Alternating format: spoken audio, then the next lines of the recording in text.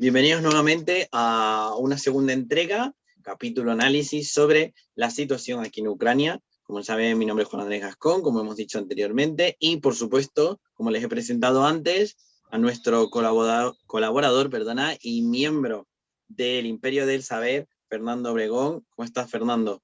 Gusto tenerte Bastante aquí. bien, ¿y tú? Aquí que con frío, pero bueno, mirando la sierra.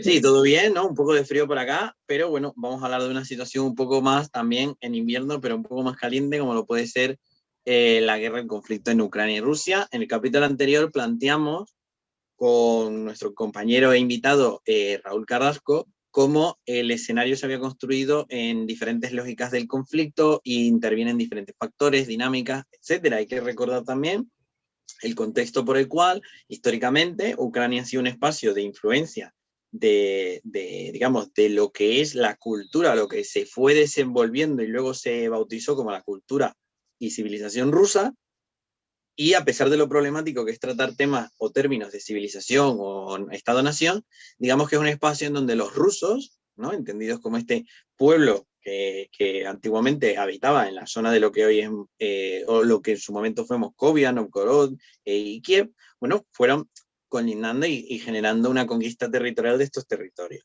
Igualmente, ya cuando reconocemos la existencia de Rusia como el reino y como imperio que luego fue, obviamente Ucrania sigue siendo un espacio importante, sobre todo con el conflicto de Rusia, ¿no?, y toda la ortodoxia, incluso aquí como un factor religioso, frente al avance del Islam, del sultanato de Crimea, de otras, digamos, naciones o entidades políticas que había en la zona, del Cáucaso, del Mar Negro, y su relación también, bueno, con el Imperio Bizantino, con Asia, ¿no?, la relación histórica que han tenido con los mongoles, con Asia Central, etcétera, y luego, por supuesto, el Gran Ducado de Polonia y Lituania, y, bueno, pues más actualmente, ya entrando en el siglo XIX y sobre todo el siglo XX, desde que se conformó la Unión Soviética, ¿no?, con todo este espacio de órbita soviética, el Pacto de Varsovia, que Ucrania, bueno, formaba una parte importante, ¿no?, quizás no tan fundamental en la relación con Occidente como lo fue Polonia, pero hoy, digamos que se ha trasladado esa misma dinámica, o que se puede decir que se ha trasladado una especie de dinámica de espacio intermedio, espacio fronterizo, un Estado básicamente sirviendo de tapón entre dos bloques, donde la Federación Rusa, por supuesto, tiene estos intereses. Entonces, una vez repasado esto rápidamente, hay que entender también que, y justo Fernando lo comentará más adelante, que habíamos intentado hacer este video en vísperas de la intervención rusa y no se ha podido porque, a pesar de que sí consideramos como posible el escenario en donde interviniera Rusia, no esperábamos que fuera tan pronto, o al menos no hubiéramos esperado que fuera de esta forma, ¿no?, porque no se pueden tener todos los detalles. Sin embargo, para situarnos en el contexto, como hemos dicho en el video anterior, es importante entender la, digamos, imposibilidad o la incapacidad de los acuerdos llevados a cabo en Minsk para poder plantear el terreno para unas relaciones pacíficas o diplomáticas. Y ahí pasamos directamente a nuestro invitado, miembro y colaborador Fernando Obregón, para que nos comente qué fue o cuál es su valoración sobre por qué, primero, qué eran los acuerdos de Minsk, y luego cómo lo valoras del por qué han fracasado para mantener la paz. Vamos a ver esta valoración, sobre todo desde la óptica de Fernando, del derecho y la filosofía, pero concretamente aplicada a este caso. Fernando, adelante. Sí, bien, o sea, en primer lugar, como yo siempre recuerdo, o sea, yo siempre quiero decir por adelantado que, bueno, yo no soy abogado aún y, claro, muchas de las cosas que voy a mencionar aquí son, creo que claves que sí me atrevo a dar y sí me comprometo, digamos, epistemológicamente a ofrecer esas claves, pero que, sin embargo, bueno, o sea, siempre puede ser factor de discordancia y más en el derecho internacional público, que realmente es un área, a pesar de que existe mucha doctrina, es un área gris del derecho por, digamos, no solo las diferentes posiciones, sino las pasiones políticas que se mueven en el derecho internacional. Y en segundo lugar, también quisiera decir que, bueno, aquí vamos a tratar con los hechos que, digamos, hemos podido contrastar, pero sin embargo, bueno, también van a ser hechos que vamos a discutir a lo largo del vídeo y que, bueno, o sea, al final siempre está la invitación a todos nuestros visitantes que averigüen por sí mismos cuáles han sido los asuntos que hay que tratar. Bien, en fin, los acuerdos de Minsk, como bien me preguntaba Juan, son dos acuerdos entre los años 2013 y 2014, que justamente el segundo acuerdo de Minsk se dio porque el primer acuerdo de Minsk en el 2013 fue insuficiente. Bien, entonces lo que principalmente el propósito de los acuerdos de Minsk era proporcionar un alto el fuego entre las tropas ucranianas y las fuerzas que buscaban independizarse en el Donbass. Bien, aquí hay que recalcar un hecho bastante importante y es el hecho de que Rusia fue uno de los firmantes y participantes de los acuerdos de Minsk, ¿no? Lo cual va a tener, creo yo, una trascendencia importante cuando analicemos jurídicamente el conflicto. Y en segundo lugar, bueno, también cabe destacar, pero aunque no es tan relevante, el hecho de que uno de los principales propósitos, o digamos, del segundo acuerdo de Minsk, era la celebración de elecciones en la región del Donbass, acorde a la propia ley ucraniana, en orden de garantizar cierta autonomía a las dos regiones conforme el Donbass, Donetsk y Luhansk. Bien, entonces, yo creo que la mejor forma cuando uno se plantea no solo este tipo de casos, sino también, digamos, cualquier argumentación jurídica es contrastar los posibles argumentos que pudiera tener la otra parte o, digamos, las dos partes en conflicto para justificar legalmente su curso de acciones, ¿no? Y en este caso me gustaría tratar especialmente la cuestión de Rusia. Y entre muchos argumentos, que los hay varios, me gustaría tratar específicamente dos. Uno relacionado con la autodeterminación de los pueblos y un segundo argumento relacionado con la legítima defensa colectiva. Bien, con la autodeterminación de los pueblos me refiero a uno de los, digamos, argumentos, no sé si tratado directamente por Putin, ya lo valoramos con propiedad Juan, pero sí que existe, digamos, una gran voluntad en las dos regiones en conflicto, por lo cual al parecer podría ser que, digamos, acorde a lo que establece el artículo 1 del Pacto Universal de Derechos Civiles y Políticos, ejercer su derecho a la libre determinación. Y es aquí donde la cosa, digamos, se tambalea un poco, porque en orden de lo que establece la resolución 1514 de la Asamblea General de las Naciones Unidas, en conjunto con la resolución 2625, se establece que una de las, digamos, de las definiciones o supuestos de hechos para los que pueda ejercerse la autodeterminación de los pueblos es el hecho de que el territorio que busca autodeterminarse debe tener cierta, digamos, separación, no independencia, por supuesto, porque lo que busca justamente independizarse, pero sí una separación político-administrativa de lo que podríamos llamar una especie de metrópolis.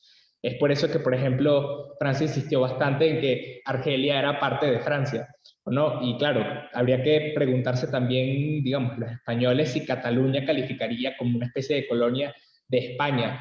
Bien, y de hecho justamente es la razón por la que España, en las recientes elecciones del Parlamento Europeo, cuando Reino Unido intentó aplicar su legislación electoral en el Peñón de Gibraltar, España intentó demandar eso en la Tribunal de Justicia Europeo para evitar que, claro, incurriera en lo que el derecho internacional se reconoce como estoppel, es decir, una especie de protesta ante la aplicación del régimen administrativo de Reino Unido en Gibraltar. Y en ese sentido, claro, o sea, lo que quiero resaltar de este caso es que no nos encontramos acorde a derecho en un caso en el que estemos en supuesto del derecho a autodeterminación de los pueblos, por lo que si bien puede existir una especie de derecho de esas regiones conforme a los mecanismos constitucionales de Ucrania, separarse de Ucrania, eso ya no lo entro a valorar porque no soy especialista en derecho constitucional ucraniano, eh, no encaja dentro del derecho, el derecho de la autodeterminación de los pueblos reconocidos internacionalmente. Bien, y claro, habría que pensar también, y esto, digamos, el hecho de que exista razones para separar a culturas étnicas pertenecientes a otro país distintas de su país de origen es razón de conflicto en el derecho internacional. No, bueno, no solo en el derecho internacional, la comunidad internacional, valga decir mejor. Porque claro, no es por hacer una falacia de reducción al nazismo, pero esa fue una de las razones por las que Hitler quería invadir los Sudetes. Y también fue una de las razones por la que Milosevic quería declarar o apoyar la independencia de la República Serbia en Bosnia y la República Serbia en Croacia, ¿no? Y los que provocó una importante, uno de los más importantes genocidios durante el último siglo, aparte, por supuesto, del provocado por el nazismo. Entonces, bueno, o sea, a mi parecer, en conclusión, para examinar este argumento, yo creo que mi opinión jurídica sería que no existe algún tipo de derecho de estas regiones a autodeterminarse, si bien podría existir otro mecanismo, pero ya no conforme a los principios del derecho internacional público. En segundo lugar, bueno, está el tema de la legítima defensa de terceros, es decir, que como tenemos que entender, incluyendo el propio principio de autodeterminación de los pueblos como una especie de norma de normas de orden público internacional, ¿no? Por lo general, un Estado solo puede exigirle a otro Estado el cumplimiento de una obligación que ese primer Estado también se obliga a cumplir. Hay una especie de reciprocidad en las obligaciones que puede exigirle un Estado a otro Estado. Sin embargo, existen estas normas de orden público internacional que son exigibles para todos los Estados. Es decir, si un país A ataca a un país B, un país C puede exigirle o compeler a evitar digamos, interrumpir ese curso de acciones contra el B. ¿Por qué? Porque existe, digamos, una especie de responsabilidad colectiva en lo que el derecho se llama propiamente erga omnes, es decir, oponible a todo. Existen ciertas obligaciones que son oponibles ante todos los estados. Y el caso caso más paradigmático es la prohibición del uso de la fuerza. Todos los estados están obligados, no solo por el artículo 2 de la Carta de las Naciones Unidas, sino por los principios establecidos en la Resolución 2625, a evitar o rechazar el uso ilegítimo de la fuerza. Pero claro, nótese que es ilegítimo. Eso no significa que los estados tengan el derecho, también reconocido en el artículo 51 de la Carta de las Naciones Unidas, a defenderse mutuamente, que es justamente uno de los presupuestos bajo lo que se establece la Organización del Atlántico Norte, del Tratado del Atlántico Norte, porque, digamos, una especie de alianza por la cual los países conforman una defensa colectiva, ¿no? Es decir, la prohibición del uso de la fuerza no evita que, digamos, puedan ejercer no interrumpe, digamos, su cumplimiento de la prohibición del uso de la fuerza, que es básicamente, digamos, una de las razones por las que Rusia dice o pretende decir creo yo, que está intentando defender a la región del Donbass, frente a la independencia de la región del Donbass frente a Ucrania. No, y esto es un asunto realmente delicado, porque lo que básicamente está diciendo Putin es que Ucrania está agrediendo a Donbass y por lo tanto se ve en la necesidad de ejercer, utilizar la fuerza contra Ucrania. Pero claro, aquí hay que examinar una serie de cuestiones. Y la primera cuestión, creo yo, es que es cierto, digamos, y esto creo yo, ¿no? Aquí creo yo, también lo va a examinar mejor Juan que yo, que es cierto que, digamos, Occidente y particularmente la OTAN ha, digamos, llevado la línea de Occidente muy cerca de las fronteras de Rusia, de modo tal que Putin, por razones políticas, tiene que reaccionar a eso, ante, digamos, esta creciente amenaza de Estados Unidos. Por lo tanto, claro, al parecer podría configurar un supuesto en el que Rusia debería ejercer ese derecho a la defensa. Sin embargo, esto de hecho fue uno de los argumentos parecidos, ¿no? Que intentó utilizar Estados Unidos en el caso de la Corte Internacional de Justicia concerniente a las actividades paramilitares en Nicaragua, decidida en 1986, donde la Corte explícitamente dice en su punto 2, en donde resuelve, digamos, la sentencia, o digamos, la parte dispositiva, donde dice expresamente que no es un argumento eh, el hecho de que la creciente amenaza de un segundo Estado que no te está atacando, el hecho de que ese Estado ejerce una amenaza como la que ocurría, digamos, por la presencia de un régimen comunista cerca de las fronteras de Estados Unidos, no implicaba el derecho a poder utilizar la fuerza contra ese país, ¿no? Pero que quizás este argumento sea un poco más endeble. Sin embargo, otra de las obligaciones que tiene Rusia como miembro de las Naciones Unidas es que si ella se reconoce en la necesidad de ejercer un derecho a legítima defensa, debe primero notificar al Consejo de Seguridad de las Naciones Unidas. Y es el Consejo de Seguridad de las Naciones Unidas el que debe establecer ese curso de acciones. Cosa que, digamos, ya es uno de los primeros elementos que demuestra la mala fe de Rusia al tratar este conflicto, digamos, intentar ejercer este derecho a la defensa. Y no solo eso, sino que tenemos que tomar en cuenta que por alguna razón Rusia está participando en un conflicto interno de Ucrania, ¿no? O sea, porque una potencia extranjera está participando en un conflicto que para parecer es de una secesión interna de Ucrania, de lo que tiene claras razones de ser un conflicto interno, o al principio lo era, por supuesto. Y aquí es donde yo me pregunto, por ejemplo, o sea, ¿qué ha ocurrido en anteriores situaciones como en Georgia o Abjasia? Digamos, al parecer el curso de acciones de Rusia no ha sido, digamos, de buena fe por el mismo hecho, incluyendo aquí también Crimea, el hecho que, digamos, busca, al parecer, expandir sus dominios territoriales. Digamos, no parece muy de buena fe, o quizás no hay muy buenos argumentos para pensar que Rusia está ejerciendo de buena fe ese derecho a la defensa colectiva. Y claro, o sea, lo que está de trasfondo y lo más importante creo yo es que si realmente Rusia quisiera defender la independencia de unas repúblicas que recientemente ha decidido reconocer como independientes, eh, está en que el uso de la fuerza por parte de Rusia es desproporcional, porque la potencia de fuego que tiene Rusia es muy superior a la que tiene Ucrania, y en ningún caso la defensa de un país supondría, de hecho, invadir el resto de toda Ucrania. Quizás, bueno, por supuesto que habría un argumento táctico militar para decir, bueno, mira, tenemos que desorganizar toda la estructura militar ucraniana para poder evitar un futuro ataque a la región del Donbass. Sin embargo, lo que ocurre es que, digamos, también el uso de la fuerza tiene que ser progresivo. Bien, y es ahí donde viene el hecho de que debió haber primero solicitado un permiso al Consejo de Seguridad, que quizás, bueno, al final el derecho internacional queda como una suerte de deseo o de desideratum, digamos, de una suerte ideal, porque al final la política internacional de los países es radicalmente opuesta a lo que ocurre en el derecho, o lo que desea el derecho que ocurra. Y por supuesto que, claro, Rusia es miembro permanente del Consejo de la Seguridad de las Naciones Unidas y tiene derecho a vetar cualquier resolución que pudiera dar ese consejo, pero sería una buena demostración de buena fe que hubiera intentado someter al conocimiento del Consejo de Seguridad si realmente hubiese creído que Ucrania estaba amenazando la supuesta soberanía de estas dos naciones. Entonces, a mi parecer, este segundo argumento también se cae, el hecho de que esté intentando ejercer una suerte de defensa colectiva contra Ucrania. No, excelente, Fernando. Es una maravilla tenerte siempre con análisis de, tanto de la jurisprudencia como del régimen de derecho internacional, porque has tocado muchos puntos clave para entender el conflicto, especialmente con relación a precisamente cómo se articula el derecho internacional para justificar o no otra cosa, ¿no?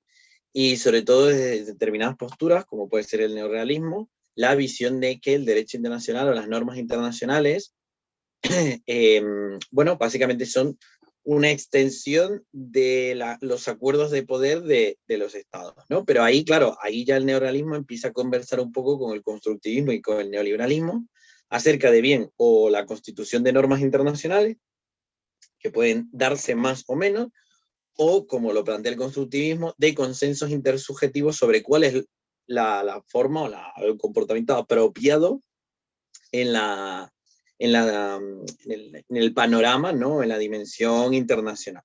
Entonces, claro, ahí, por supuesto, hay que incorporar al análisis la idea de que se implica la Federación Rusa desde una lectura neorrealista porque hay una amenaza a su seguridad nacional, hay una razón de estado de supervivencia de proteger esas poblaciones, ¿no? Y territorios que son afines a la Federación Rusa o que de alguna manera en el debate se consideran parte de la Federación Rusa, aunque no sea de forma directa, o sea, no, de forma eh, político-territorial.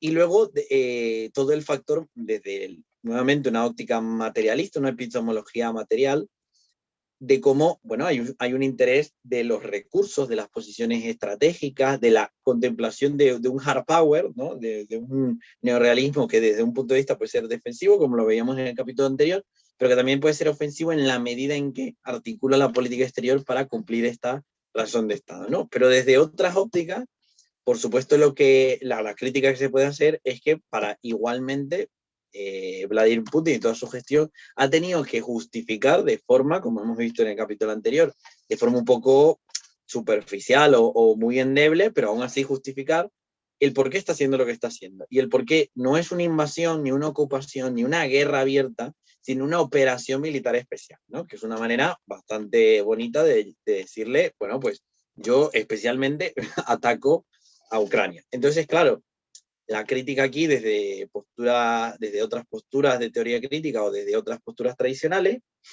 es que básicamente todavía hay un régimen de normas internacionales que se está defendiendo.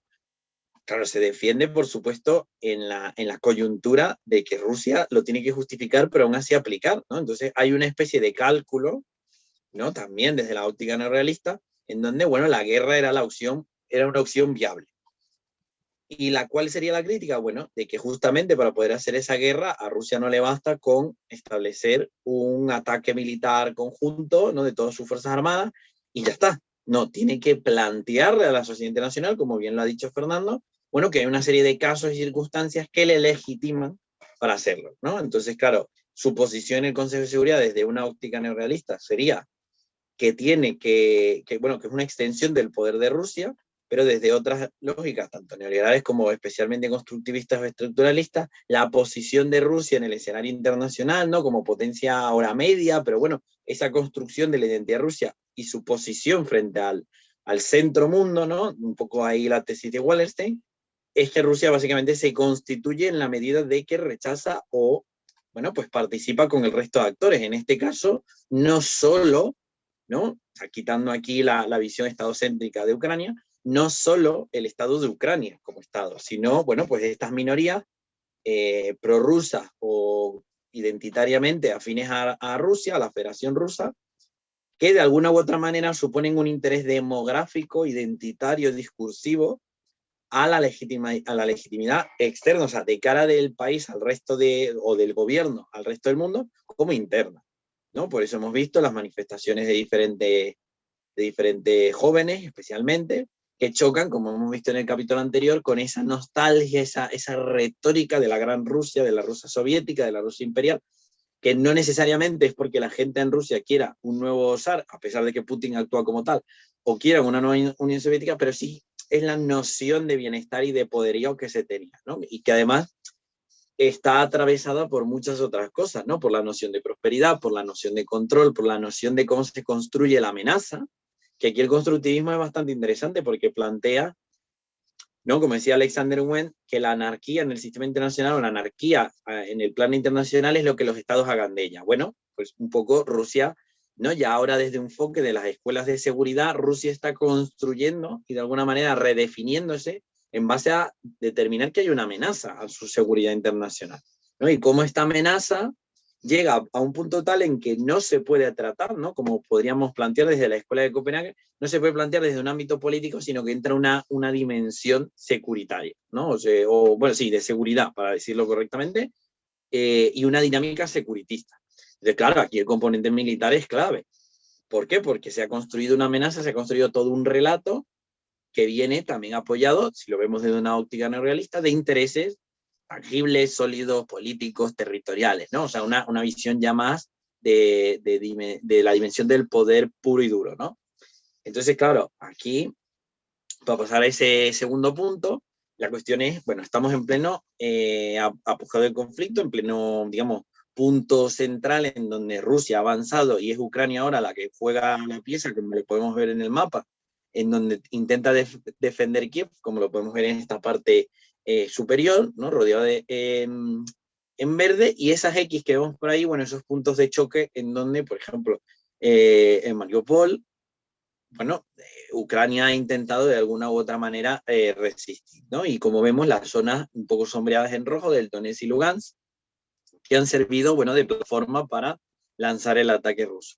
Entonces, son todas estas herramientas las que les invitamos a intentar utilizar, todas estas perspectivas, gafas, como dice una muy buena profesora de la universidad, desde la cual podemos entender cuáles son los intereses que tiene Rusia en este sentido. También hay que entender, por ejemplo, la forma en cómo se ha conformado la economía rusa para enfrentar las sanciones, el cómo, a pesar de las sanciones, hay determinadas élites, ¿no? Desde una óptica neomarxista, hay determinadas élites en Rusia y fuera de Rusia que han instrumentalizado el conflicto o que de alguna manera se están aprovechando del conflicto para poder sacar, bueno, pues crédito, beneficio y por ende acumular más capital de, bueno, la venta de armas, todo el tema de las criptomonedas como un espacio menos sancionable que otros elementos financieros, todo el tránsito del petróleo y tal, o sea, una visión también materialista del neomarxismo, pero que juega con el estructuralismo y con el neorrealismo en esa explicación, bueno, de lucha de poder, en este caso lucha de clases, pero que trasciende a la mera idea de Ucrania-Rusia, ¿no? Sino que intenta situar una especie de intereses particulares frente al impulso del gobierno de Vladimir Putin de intervenir en Ucrania. Y por último, plantear, como Fernando ha explicado muy bien, cómo este principio de autodeterminación choca, ¿no?, con la realidad tangible de las posibilidades legales, pero también las capacidades políticas, ¿no?, institucionales de estas autoproclamadas repúblicas, para realmente independizarse, y luego del principio de no intervención que ha violado Rusia al intervenir en una población que efectivamente se puede discutir si tienen la responsabilidad de proteger, más allá de que sea descabellado o no, pero que sin duda es una intervención, una injerencia a asuntos internos de Ucrania. Entonces, claro, eso es un punto de partida que luego, por supuesto, se puede problematizar de que no, si se puede intervenir por tema de derechos humanos o por la ampliación política o por la expansión de la comunidad política rusa, etcétera. Pero lo que se tiene clarísimo es que Rusia acaba de romper la estabilidad internacional sin que eso suponga, como ha dicho Fernando, por el propio puesto que tiene Rusia en Naciones Unidas, en el Consejo de Seguridad, sin que eso suponga el que se pueda determinar como una amenaza a la paz internacional, en el sentido de que Rusia se le vea situado como amenaza. Eso no va a pasar, o al menos no va a pasar en la medida en que el Consejo de Seguridad pueda actuar de forma independiente, ¿no?, a Rusia, porque al final es un país vetante. Pero bueno, otros países ya están planteando algo similar como una respuesta conjunta. Entonces, cerrando este bloque con ese panorama de diferentes herramientas para verlo, las cuales les invitamos a ver, no porque así sea la realidad, sino porque probablemente con esas gafas se puede entender partes de la realidad, ¿no? Aquí un poco usando una metodología de Ortega y Gasset, el tema está en justamente ver esa perspectiva conjunta de una realidad que, bueno, puede ser limitada si solo usamos unas gafas o una perspectiva.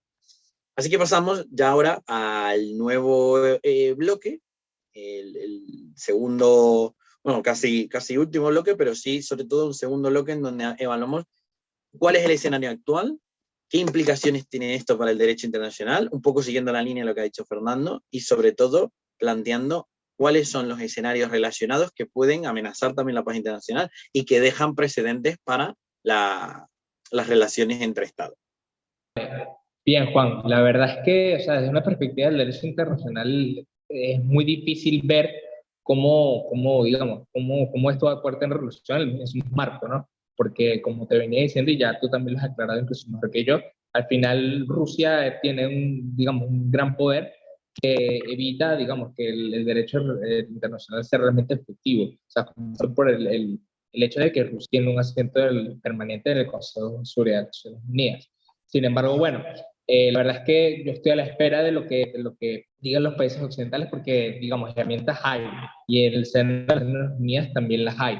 No, sin embargo, si bien no son potentes, su utilización para dar cara, digamos, de iniciar una acción por parte de la propia comunidad internacional en contra de Rusia, puede dar que esperar. Lo que pasa es que, bueno, en fin, ya es una cuestión más política. Tal vez los líderes occidentales no están en la situación o quizás en la capacidad de hacerlo, pensando también que estamos detrás de una pandemia, ¿no? Que también puede mermar un poco los posibles esfuerzos que puedan dar a los líderes de los países occidentales. Sin embargo, también sí me gustaría tocar digamos, como parte aparte, valga la cacofonía, digamos, la dimensión normativa y, digamos, la misma importancia que tiene el derecho internacional, no solo desde su punto de vista jurídico, sino desde su punto de vista moral, ¿no? Y tú mencionabas muy bien que, claro, en los distintos escenarios, citaste muy bien, digamos, un escenario,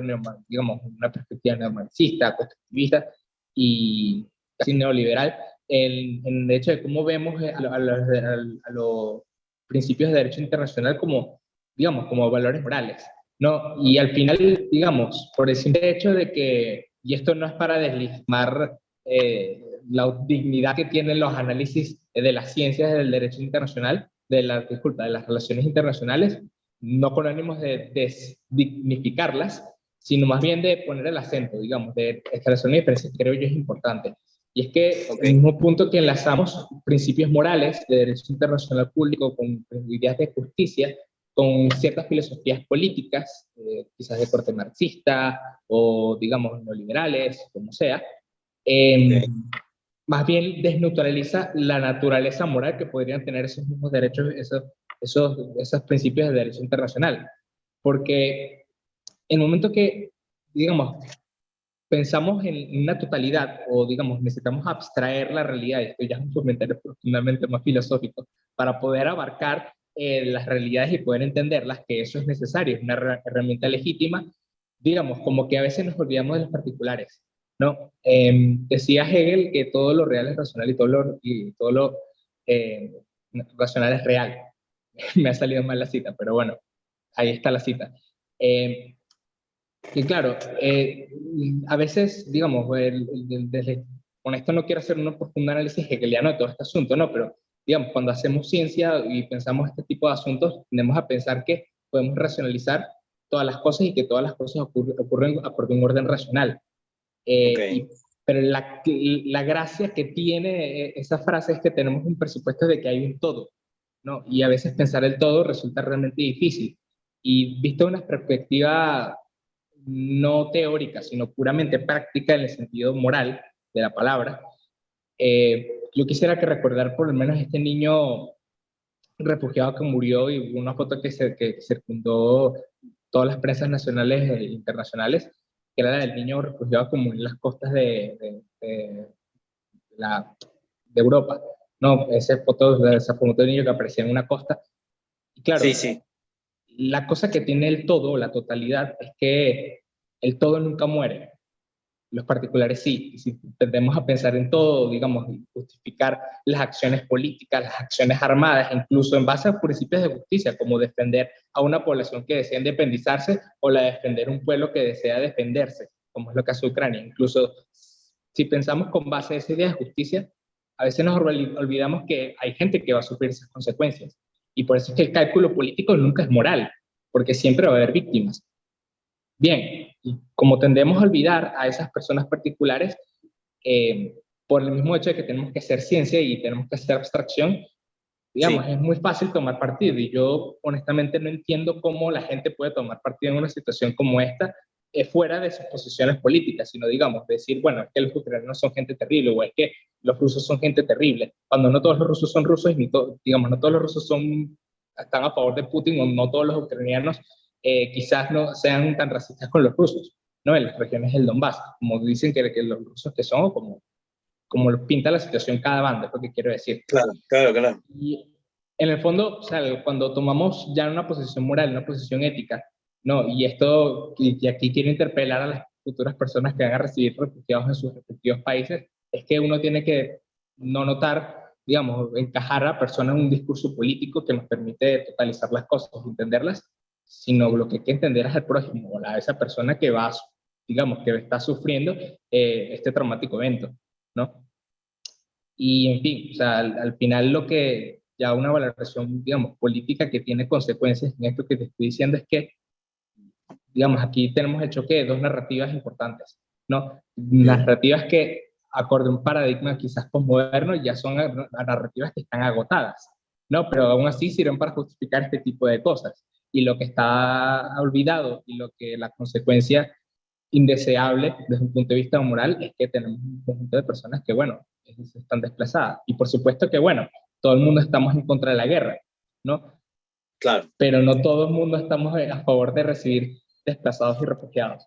Entonces, bueno, ahí está el acento moral Obviamente. que, digamos, no estoy llamando a todo el mundo a ejercer acciones políticas en sus respectivos países porque eso ya queda dentro de su marco económico y social, pero sí lo que estoy llamando es a que reconocer que hay una realidad de gente sufriendo y que independientemente de cuál sea nuestra perspectiva de discurso político, hay que reconocer que hay otro ser humano que está sufriendo a consecuencia de ello. Claro. No, me parece muy interesante lo que planteas, Fernando, y justo remite al debate desde el cual incluso se ha hecho desde los años 90 una justificación a los derechos humanos, ¿no? Y aquí, claro, vemos cómo se instrumentalizan, ¿no? Desde una visión neorrealista, los derechos humanos como instrumento de la expansión del poder de Estado, por ejemplo, con Putin con el Donbass, a la par de cómo podría el Consejo de Seguridad o cómo las propias Naciones Unidas han denunciado el hecho de que se abriera, implosionara un conflicto armado, pero que sin duda pasa por la justificación, en este caso neoliberal, o de determinadas posturas liberales que conversaban con otras, sobre el sufrimiento como la única constante desde la cual podemos trazar o podemos llegar a comprender o llegar a determinar una serie de derechos o una serie de condiciones inherentes al ser humano del por cual los derechos humanos se tienen que defender, ¿no? Y por ende, por qué es justificable, ¿no? Y en la medida en que el que lo sufre, la víctima, reconoce que lo sufre y que por ende apela a, bueno, pues a una visibilización, a una reacción por parte de los terceros actores, básicamente justifica, ¿no? Es, digamos, bueno, en la medida en que los ucranianos denuncian el sufrimiento de una intervención rusa, militar, bueno, aquí hay una violación de derechos humanos, ¿no? Y por ende podemos intervenir. Sin embargo, claro, esto se complica mucho cuando vemos el hecho de que Estados Unidos, fuera del marco de la OTAN, y especialmente el resto de la OTAN, y la Unión Europea, fuera de ese marco y fuera de los canales institucionales para poder determinar que hay una amenaza a la paz internacional, entendida como Rusia una amenaza, ¿no?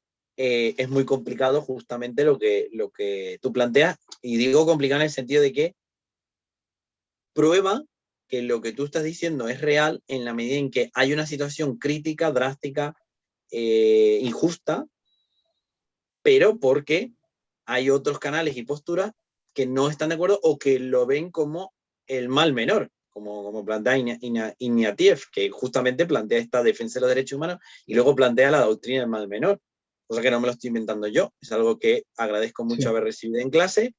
Y claro, esta doctrina del mal menor lo que plantea es que, por ejemplo, podríamos no acusar, pero sí llegar a interpretar o llegar a analizar, ¿no? Dependiendo de la teoría desde la que partamos, que, por ejemplo, cuando se reunió Scholz, que creo que se pronuncia así, ¿no? El canciller alemán con Rusia, y luego declaró que Ucrania no era una prioridad para incorporar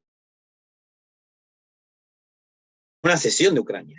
Bueno, Ucrania no es o sea, no es Polonia, no es miembro de la Unión Europea, no está en la política de seguridad común y no está en la OTAN, bueno, Putin, o sea, yo no me voy a arriesgar a una guerra y con dimensiones nucleares porque Ucrania está así. Y de ahí el por qué Zelensky planteó, nos han dejado solos, ¿no? Entonces, claro, vemos cómo este escenario se puede complicar mucho. Pero para yo no alargarme demasiado, a pesar de que quería tocar ese punto, quería proponer de hacer un speedrun, una especie de sprint sobre escenarios relacionados que, como un tercer bloque concluyente, que podrían tener, bueno, implosionar por esto. Lo primero que le pregunté, y como todos sabrán, y si no han visto el capítulo anterior, lo pueden ver también en la parte final, que le preguntaba a Raúl, y te pregunto a ti también, Fernando, si consideras que esta interpretación o esta articulación del derecho internacional para intervenir en un conflicto interno en base a la autodeterminación de los pueblos, a la protección de los derechos humanos, a la responsabilidad de proteger y a el reconocimiento de entidades políticas afines, ¿no? Esto puede marcar un precedente según tu concepción de la situación para, por ejemplo, un Marruecos tomando Ceuta y Melilla por las mismas causas, un Turquía-Chipre, obviamente guardando las diferencias, por supuesto, no estamos en el mismo escenario, pero podría marcar un precedente para que otras entidades políticas, otros estados en este caso, puedan reconocer y anexionarse o proteger a grupos étnico-culturales, ¿no? Y aquí entramos en muchos otros casos. ¿A ti te parece que hay un precedente? No, sí, o sea, no es que solo va a sentar un precedente, sino que hay precedentes, ¿no? Y es Ok, paradójico que ha sido uno muy reciente y es el caso de Kosovo, ¿no? Una parte de un país que desea separarse por motivos étnicos, diciéndose ellos distintos de los serbios, ¿no? ok, Cosa sí, que si bien recordamos bien, fue la justificación que dio la OTAN para poder intervenir en parte de la guerra de secesión de Yugoslavia, ¿no? Entonces, efectivamente. digamos, yo sí pienso que no es un curso deseable para el derecho internacional, ¿no? Porque es aquí, creo yo, donde el derecho internacional, digamos, como principios morales o de justicia que salvaguardan la comunidad internacional, se separan de la realidad, ¿no? Ok, O más bien al revés, es donde la práctica se separa de esos principios. Y en efecto, claro, no es una situación deseable porque ya sabemos lo que pasó en Kosovo y ya sabemos lo que está pasando aquí. Bien, entonces ciertamente es difícil mantener una postura coherente en el derecho internacional visto desde esta perspectiva, pero también Ok, tenemos otro caso, que digamos, cuando no intervenimos en conflictos étnicos pasa lo que pasó en Ruanda. Bien, entonces, claro, son distintos análisis, pero definitivamente, o sea, digamos, yo siento yo que se está sentando un precedente que a mí ciertamente como venezolano, y quizás esto sea exagerar un poco y lo digo con total responsabilidad, eh, pero como venezolano sí sienta el hecho de que, digamos, si tenemos la presencia de una potencia extranjera en nuestro patio de atrás, como es el caso de Venezuela respecto a Estados Unidos, por supuesto que en Venezuela no existen estos conflictos étnicos, pero sí un caso ante la Corte Internacional de Justicia por crímenes de lesa humanidad quiera ujú, venir luego a Estados Unidos a decir que hay una amenaza de Rusia y una violación del derecho internacional humanitario en Venezuela para justificar una intervención de Estados Unidos en Venezuela. Bien, y eso para mí no sabría decir si es deseable, no quiero no, bueno, sí sabría decirlo, pero no quiero tomar posición aquí, pero sí me parece extremadamente peligroso para la paz internacional. claro, claro, claro. No, y sobre todo los factores que intervienen, como por ejemplo has mencionado Ruanda, que muchas veces son también materiales o también de supervivencia y que no solo tienen una dimensión étnica, sino que tienen una dimensión de, bueno, el pasado colonial, de cómo ha influenciado y en este caso, como hemos dicho, el pasado soviético, postsoviético y de construcción de la onda. Luego, brevemente, ¿tú consideras que, segundo escenario, que China aproveche de este bug, ¿no? La paz internacional para tomar Taiwán, teniendo en cuenta que está haciendo ejercicios militares, etcétera? Bueno, o sea, yo no soy quizás muy bueno para poder predecir este tipo de situaciones, pero si yo me leyera un manual de Sun Tzu, yo creo que esta va a ser una buena oportunidad. No, el hecho de que, Ok, digamos, tenemos a una serie de países que quizás no puedan aguantar otro tipo de sanciones, ya no a Rusia, sino a China, porque tenemos que tomar en cuenta que las sanciones también representan un costo para claro, los países que lo adoptan. Eh, que quizás, bueno, China se vea una especie digamos, de oportunidad de oro para poder ejercer una acción que difícilmente va a poder tener consecuencias. Por ok, supuesto que el hecho de que, digamos, los países occidentales tienen el músculo para poder intentar retaliarse frente a Rusia, va a provocar, digamos, una especie de desgaste o cansancio. En fin, lo que sí es cierto es que, bueno, Taiwán quizás sí esté mucho mejor preparada que Ucrania, porque sí tengo entendido yo que sí ha recibido apoyo armamentístico de Estados Unidos, incluso consejos por parte de Estados Unidos. Entonces, o sea, mi parecer es que si no la van a aprovechar, se están desperdiciando una oportunidad ahora. claro, claro, es la oportunidad desde la óptica china de vamos a aprovechar que está el revuelo para hacer nosotros lo nuestro, porque a ver si a alguien, así como a Rusia, se le va a imponer, ¿no? Y claro, con todas las implicaciones que podría tener. Y el último y tercer escenario, ¿consideras que la Unión Europea es no consciente, sino a pesar de que sea o no consciente, capaz de luego, posterior a este conflicto o ante este conflicto, generar una verdadera resistencia política a las aspiraciones de Rusia, ¿no? Un poco de, bueno, si Rusia sigue haciendo lo que le da la gana, ¿puede la Unión Europea, más allá de esto, plantear una resistencia? Sí, y creo que por una razón bastante similar a lo que te acabo de comentar sobre Taiwán, porque si bien también, digamos, la Unión Europea y Estados Unidos están ciertamente desgastados, también Rusia lo está. Entonces, me parece, no sé si atrevido, pero quizás una posible previsión, el hecho de que Europa, digamos, especialmente por los países de la Europa del Este, que, digamos, ven más cercana a la frontera de Rusia con lo que está ocurriendo en Ucrania, Sí, quieran reforzar la seguridad, digamos, de los países europeos y finalmente se supera quizás alguna de las barreras que tiene, digamos, la ausencia de competencias de la Unión Europea en política de seguridad, ¿no? En la política de seguridad europea. Y quizás esto también pueda representar un avance o una pujanza por parte de los países europeos miembros de la OTAN para ingresar a la OTAN miembros como, si mal no recuerdo, Finlandia y Suecia, que también han querido ok, desear ingresarse en la OTAN, lo cual, digamos, desde un punto de vista estratégico quizás ingenuo, el hecho de que Rusia esté ahorita enfrascada en un conflicto, eh, haría que no fuera capaz de retaliarse o, digamos, de poner una línea si países como Suiza o Finlandia desearan unirse a la OTAN. Claro, claro, claro. Con todo y que eso podría aumentar las tensiones, pero que no necesariamente explotar en un conflicto. Bueno, genial, yo creo que hemos tratado muy bien todo. Recordar a todos los que nos escuchen, independientemente de que nos esté escuchando a esta semana, 25 de febrero de 2022, donde estamos en pleno conflicto de Ucrania-Rusia, sino que entendan que sobre todo esto no es una explicación de esta es la realidad sí o sí, sino nuevamente darles herramientas, puntos de partida, puntos de vista desde los cuales cada uno de ustedes puede, y les invitamos, aunque no podemos decir que deben, pero les invitamos a analizar el conflicto, no pretendiendo la experticia, que es lo que nosotros no pretendemos acá, pero sí pretendiendo tener una serie de bases comunes o de bases, digamos, epistemológicas, metodológicas y ontológicas para entender qué es lo que está pasando en Ucrania y Rusia. Así que bueno, una vez más, Fernando, muchísimas gracias por todo tu tiempo y por ese maravilloso análisis, especialmente del derecho internacional, No, que por gracias a ti, supuesto, Juan. no, y que por supuesto se puede debatir y les invitamos a todos a debatir y poner sus preguntas o comentarios. Sobre todo sabemos que habrá alguna que otra crítica que diga que estamos desde una óptica demasiado neorrealista, pero Por supuesto. independientemente de eso, si quieren aportar otras ópticas, comentarios, preguntas, ponerlo abajo en los comentarios y nosotros encantados lo recibimos y lo respondemos, ¿no? En futuros videos o ahí mismo en comentarios. Así que bueno, si les ha parecido bien, compartirlo. Y nuevamente, Fernando, muchas gracias, de verdad, y hasta la próxima, el próximo conflicto que nos toque intentar analizar.